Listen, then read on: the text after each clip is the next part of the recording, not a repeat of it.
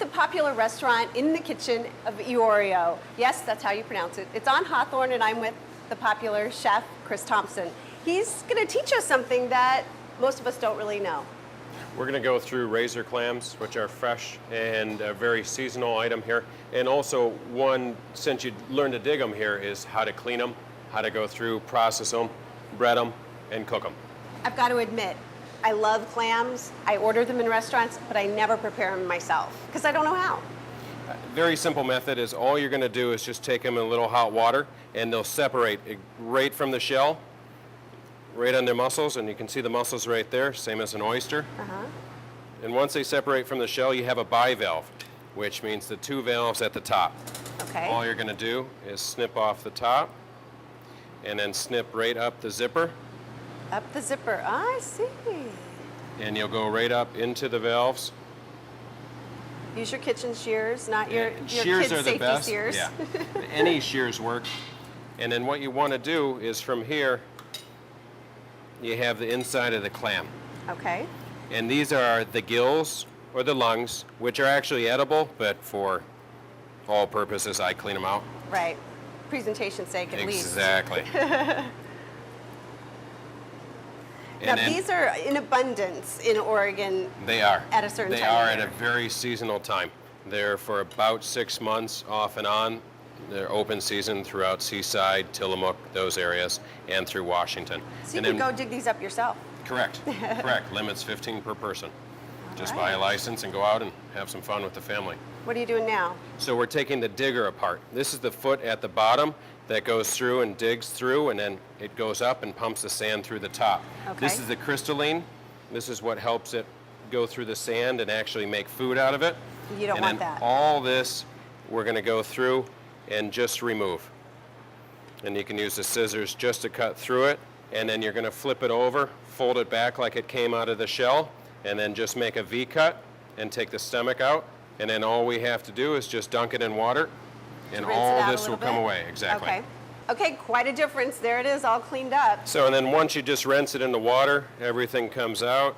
You lay it out, and it's all butterflied completely.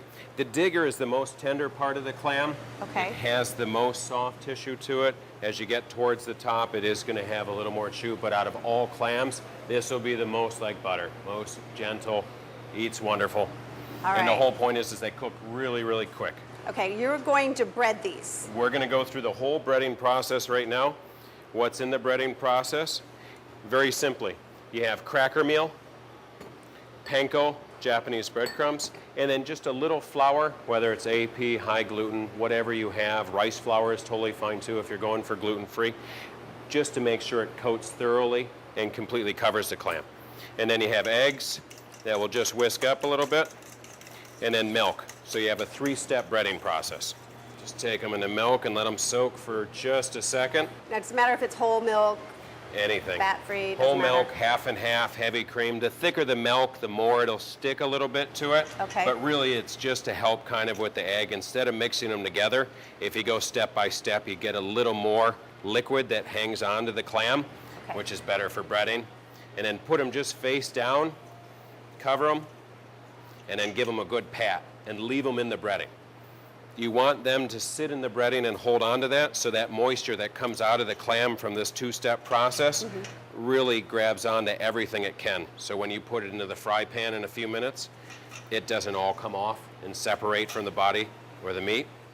All right, time to put them in the frying pan.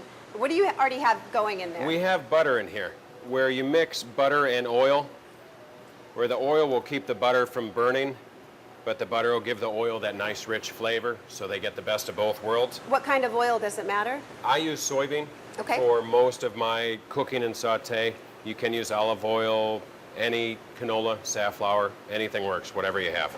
All right. I imagine these cook pretty quickly. They cook really, really fast. And the whole point is you want hot oil because you don't want to cook these slowly. The slower you cook them, the tougher they're going to get. Okay. You just want to fry that little outside of the cracker meal and the panko and the flour, and then you're done. So once you see the oil bubbling, You're it's about good to go. ready. Okay. And then when you lay them in, always lay them in away from you so the oil goes to the other side. You're not being splattered. Exactly. All right. So they've been in just for a couple of minutes, and it's already time to flip them over. Yeah, once they start browning on the outside edge, you can see that when you flip them over, you get that little bit of color, the caramelization from the butter. And then once you flip them over, it's just a second to get that other side since the oil's been all the way around them. All right, now we're going to see what these And look then like just once. put them on a little newspaper or paper towel or something to get all that grease so they don't sit in it. Oh, got you. Okay. And then they stay nice and dry. Well, Chef Chris, that looks delicious. Now, Thank you. what do you prepare it on here? We have just a risotto of fennel and saffron, little grilled local green beans, the razor clams, and a little just herb crust. All right. Is this on your menu? This is on our menu when it is local and available. Local and available, that seems to be a theme here at your As restaurant. much as we can with local farms, purveyors, our produce, our meats, our fish, everything just by season, what comes in fresh and is just off the boat is All what right. we prefer.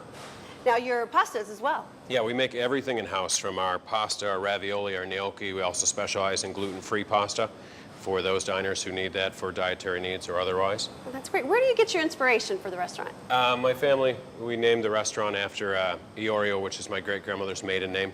So we just thought simple Italian is what we are and what we represent, and that's what we like to have in our food. Chris, you were also voted the People's Choice. Yeah.